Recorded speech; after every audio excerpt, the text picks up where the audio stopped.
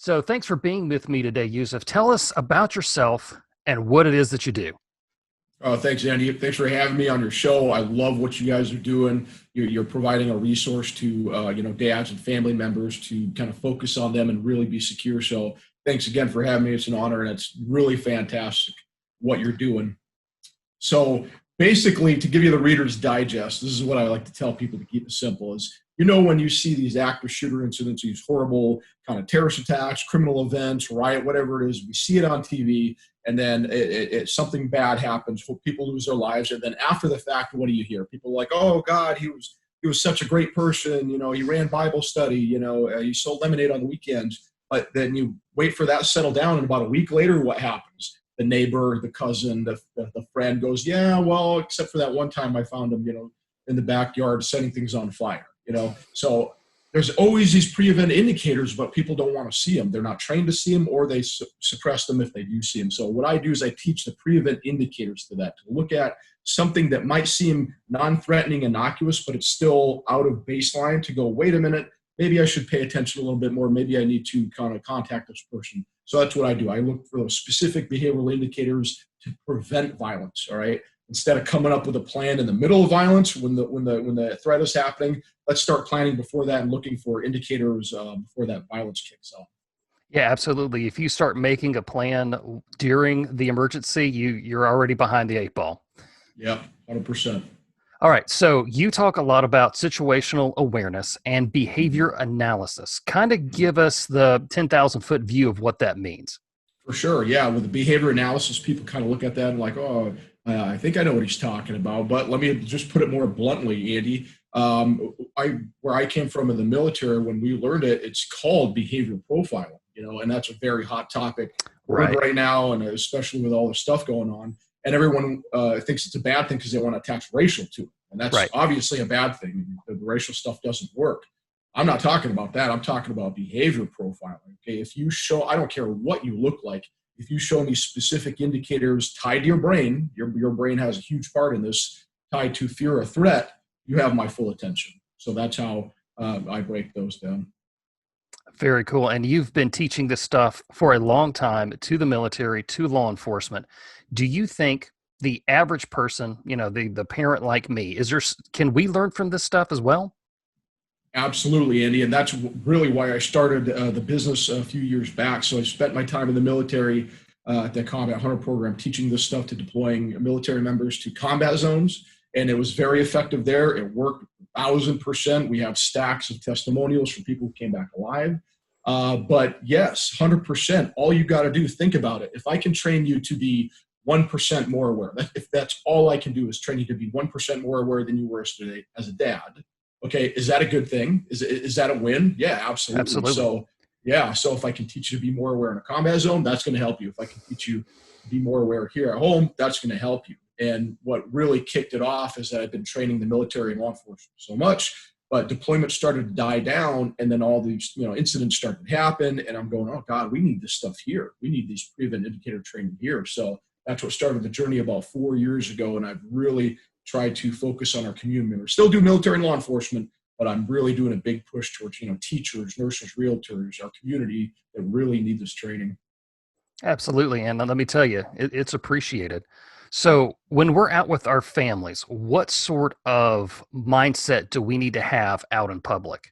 For sure. Yeah. So as the adult in the situation, you have to have the mindset of defense in depth. All right. And it's an old military term, nothing new, but you can't just, put up one wall and hope that's going to save everything. You have to think about a lot of data points. And so what's a good way to prepare yourself for that?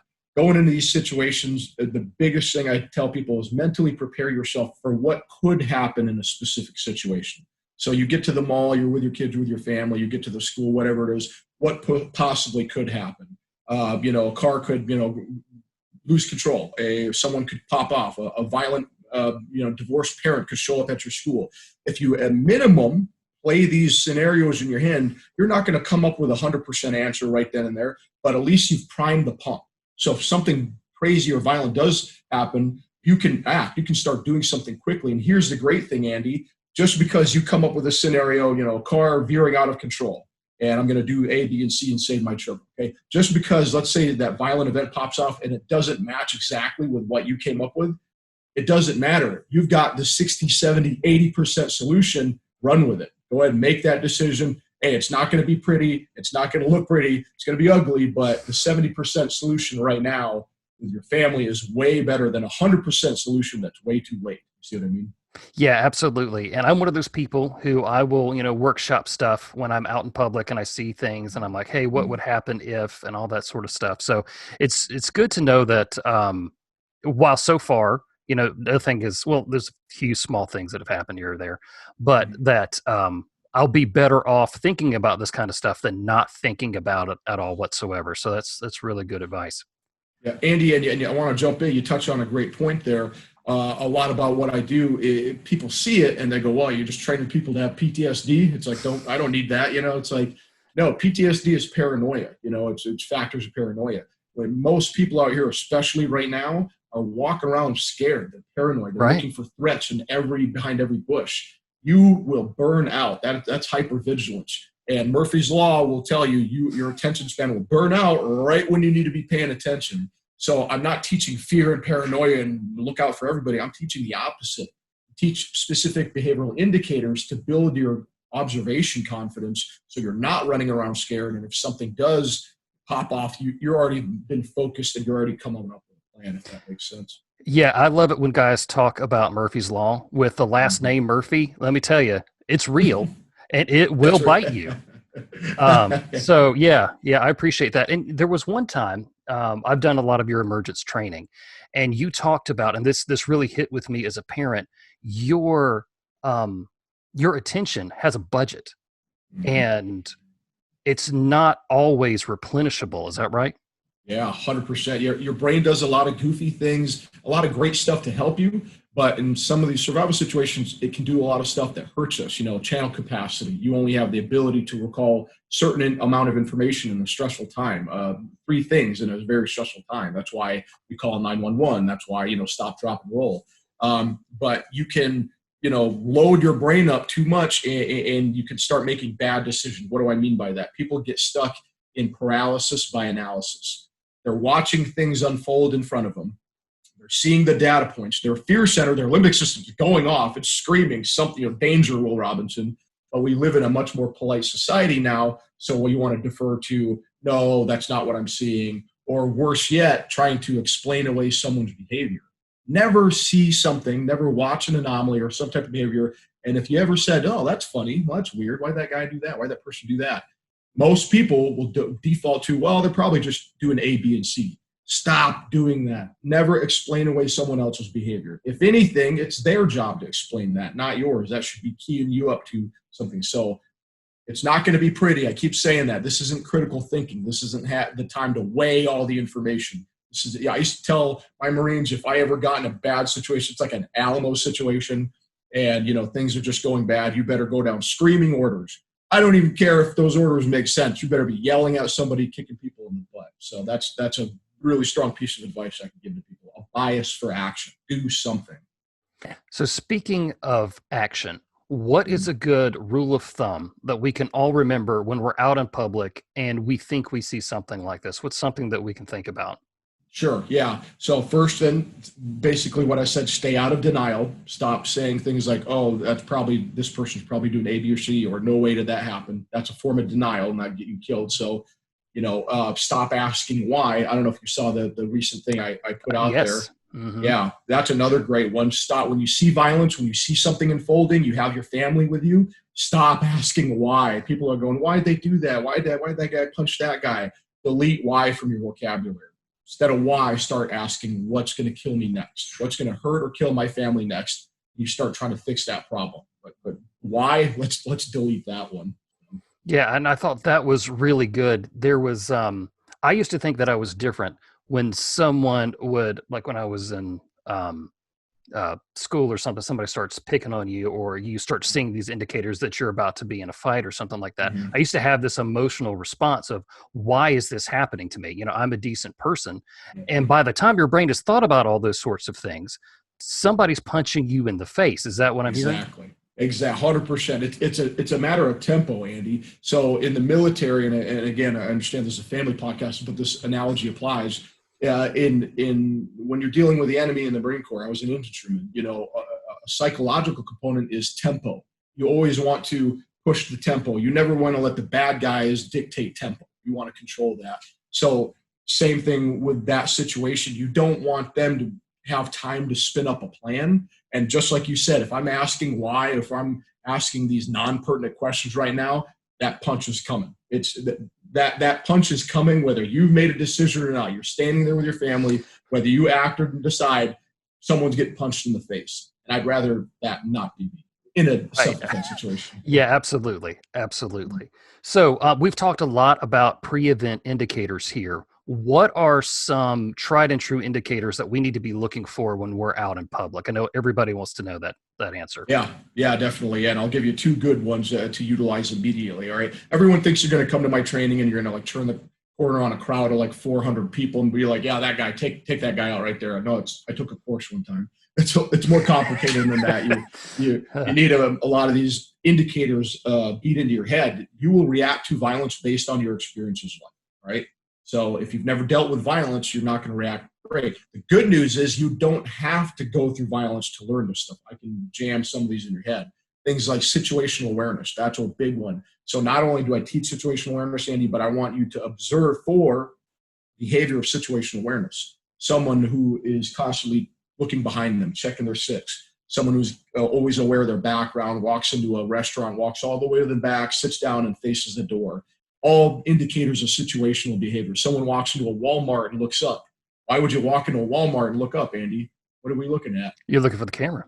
Looking at cameras, right? So here's the cool thing with those indicators of situational awareness. Both people do them, the good and the bad. That's the only people I care about, We both do these. You might find yourself doing it. So just because I see that doesn't mean that's a bad guy. It just means I should do some more observation. Another one being pacifying behavior, okay? It's hard to do with the headphones on, but rubbing of the back of the neck, clenching of the hand, any type of ticky self-touch where you see people, repeatedly doing that, numbers, pinching the bridge in those, all things that they're trying to pacify themselves. What that tells me, I don't know what's going on. I don't know what they have planned, if they're, what they're going to do. But if I see that behavior, I know that there is some type of fear or threat in that person's brain. All these people in this crowd, I can see these pacifying behavior, and there's a ton of them. I go, all right, something's going on there. I don't know if they're sick. I don't know if they just got fired from their job. I don't know if they're holding a gun and they're about to pull it out. I have no idea. But of all these people playing by the rules, that's what I do. I teach you the rules. Who's playing by the rules? I want you to ask who's not playing by the rules. Now we can focus our attention and make decisions. All right, so let's say that we have spotted somebody in public who is not playing by these rules. We realize that we got to do something. So is there one action that we can take that will always be right, that will get us out of this situation 100% cleanly? Yeah, I see what you did there, Andy. And sorry to be the bearer of bad news, but no, there is no 100% situation in violence. Nothing happens in a linear fashion. So I can't tell you, there's absolutely nothing I can tell you that's going to save you 100% of the time. Right. But what I can tell you, because these are research-based, these are science-based indicators, that you'll be right more often than you're wrong when you're viewing these behaviors. So that's what I can give you. In a situation, when you're, especially with the context we're talking about, you're with your family, you're with your kids, okay? So my first inclination is safety. Okay? If you observe something, by all means, if you have the time and safety to do it, call the authorities, alert the authorities, okay? But it's some whiz-bang, like violent event that's about to go down. I'm grabbing my family and I'm beating feet. I'm out of there. I'll find out on the news what happened later. Okay. So if you're in a position to be in power to contact that person, that's another story. But I'm saying with your family, it's not going to look pretty, but you start grabbing people by the back of their neck and getting them the heck out of there. And as you're leaving, try to let the authorities know something bad's about to happen. But again, evacuation first. I was been in a lot of incidents a lot of my life, and I got a lot of students that come back and give me examples like, oh my God, this happened. I'm actually doing an interview this coming week with an officer from San Francisco that he's got a great success story. But my best stories from my students that come back to me are not the sexy whiz-bang ones. They're actually the ones that end with nothing. And they're telling me the punchline, then I saw this, and then I saw this, and this happened. I'm like, yeah, and then what happened? They're like, I don't know, because I got my wife and I got the hell out of there. I'm like, yes, thank you, man. That's awesome. So That's how you know it worked, you know? exactly, You exactly. followed the advice. So Mhm, you kind of hinted at this for a second here. Is there a story that you can tell us, and keep in mind it's a family show, yeah, sure. where you personally saw something that triggered your behavioral analysis and you had to act based on what you were seeing? Yeah, yeah. There's a lot of incidents in my life I could talk about, but one specifically that kind of sits with me. This was actually before I had any of this training. Why I'm passionate about this stuff, Andy, is because I was the guy who did 3 combat deployments and then got this training. Okay, so I wasn't a very happy camper. This could have helped people, but I can remember one incident on my 3rd deployment where basically we're on a patrol and we had shots for fire and it sounded like a rifle. So me and my partner, we basically come around a corner in the back of this Iraqi yard. This is like 2005, fairly combat zone, and I come around a corner and I'm expecting everything. I'm a hard charging combat marine. I'm ready to take control and restore good order and discipline to chaos. And I turn the corner, and there's a guy holding a shovel over his head, and there's a kid, probably 9 or 10 years old, laying on the ground holding his head. He's bleeding. There's another guy putting an AK-47 at these people, and I come around the corner, and this is all I see. And it's just banana sandwich at this point. I have no idea what's going on. I'm going, what the heck is going on? I speak Arabic. I happen to luckily speak Arabic. And I'm listening to the tone. I can't even remember the words, Andy. I don't even remember what was being said. But at the tone, and something was off. I'm expecting like a terrorist, a bad guy, a combat situation. What turned out, I stopped and I didn't pull the trigger, and I started to lower my weapon as my friend Brian is coming around the corner. Brian, I can see in his eyes, he's expecting bad guys. And I kind of drop the weapon and I'm telling him, stop, Brian, stop. And he kind of slows down, and we slow down, and the guy with the AK goes wide-eyed and he drops it. The guy with the shovel drops it, and things kind of calm down for a second. Long story short, Andy, we had just walked into an Iraqi domestic violence situation. It had nothing to do with us. It had nothing to do. It was literally about sheep grazing on this farmer's land that didn't want, and the one hit him, and the rifle came out, and they tried to do warning shots, and we just popped in. So why I say this story, we all calmed down. We actually ended up medevacing the kid. We gave medical aid. We calmed everything down, and no one got any more hurt. Moral of the story is, there was something in my head. There was something, I talk about identifying threats and making action and being the hero and saving everybody. But the other side of the coin is de-escalating and looking at things and going, is this actual danger? Am I in actual danger, or is this perceived danger? Okay, because there's a big difference. Because if it's a perceived danger and you're not really in a violent situation and you make some kind of decision, that could go a wrong way. So that's what I like to talk. Even without the training, your brain is the most advanced threat detection, decision processing thing out there. And if we just take the time to listen to it, not try to tamp it down, we could be that much more safe out there with our families. Absolutely. So I'm going to ask you now my favorite question to ask all of my guests about Right? their area of expertise. What is one thing you wished every family knew about situational awareness and behavior analysis? Um, that's a big question. One thing, it's going to have to defer to the left of bang mindset.